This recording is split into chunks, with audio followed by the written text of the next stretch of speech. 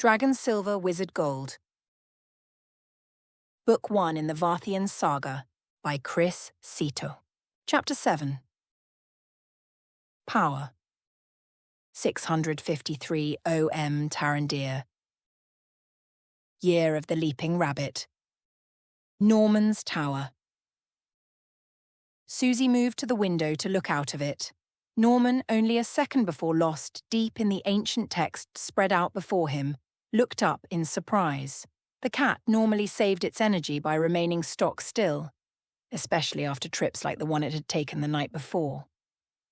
He carefully closed the book, then rose to see what had interested the gargoyle. It was a while before he saw it, the tiny speck of movement. But there it was, snaking a trail across the land ever so slowly. Norman understood Susie's interest now as he watched the road scour its way into the landscape. Only a few had that sort of power willingly on tap, and none that he knew would spend it so frivolously. But unwittingly, yes, he knew who it must be. Norman sighed and started making himself presentable. It wouldn't do to appear bedraggled in the presence of his impending houseguest. Then, hair neatened, clothing straightened, he stepped out and down the stairs in search of his charge. Norman had few demands yet of Peter, preferring to allow him the chance to discover the secrets of the tower and its surrounds. Amongst those few tasks were the gathering of firewood, the hauling of water, and other small domestic chores like washing clothes. However, this meant that, for the bulk of the day, the boy was nowhere to be seen.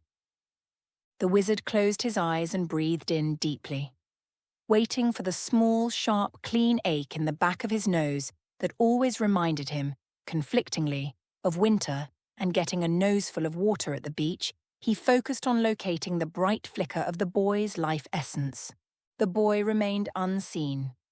Frowning slightly, Norman peered harder, feeling the blazing form of Susie, the smaller form of the wormling in the yard, the distant form of the traveller, the tiny sparks of birds, fish, insects, and there, almost a kilometre away, sneaking along amongst the oblivious alarm frogs, he felt the boy.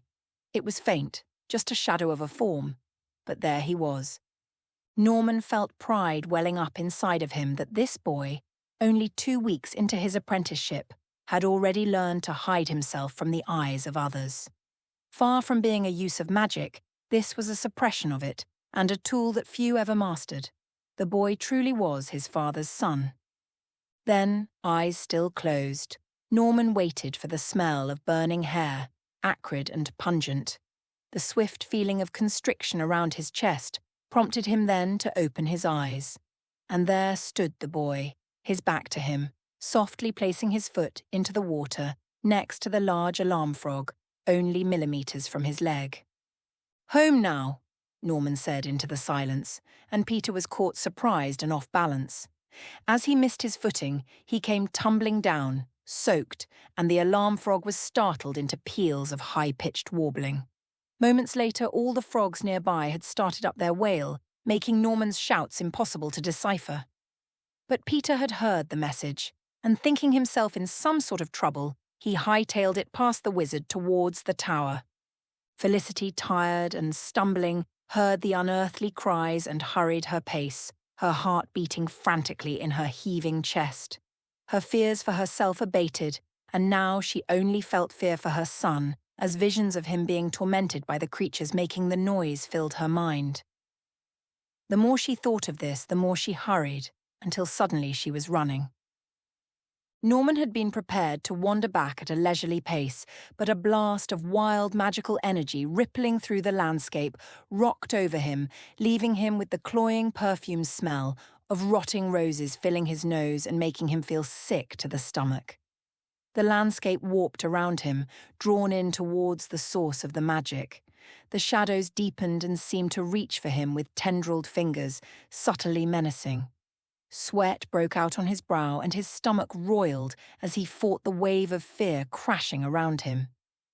Closing his eyes, Norman attempted to teleport once more, but the scent of the wild magic surrounded him and refused to leave his nostrils. The wizard frantically searched his pockets for something he could use. Then, Finally, he found it. A single fire starter, wrapped tightly in its tattered red ribbon, covered in lint and sticky pocket candy. With trembling hands, he pulled his knife from his belt and cut a fat lock of hair.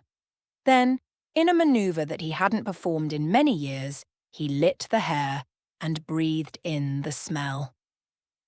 Felicity broke through to the field surrounding the tower and was greeted by the sight of Peter running like the hounds of hell were after him. She sprinted across the grass towards him, and as she reached him, a loud boom sounded from the direction he had come from. She grabbed him and covered him, desperate to protect him from any unseen assailants. "Mom?" Peter asked, muffled in the folds of her dress. "I should never have let you come here," she wailed with great heaving sobs. "Not with that man. I should have known. Your father. He would be here today. He would be here for you. It's his fault. Your father's not here because of him." At the edge of the field, unable to move further into the maelstrom of wild magic that was erupting from Felicity, Norman listened, grief-stricken.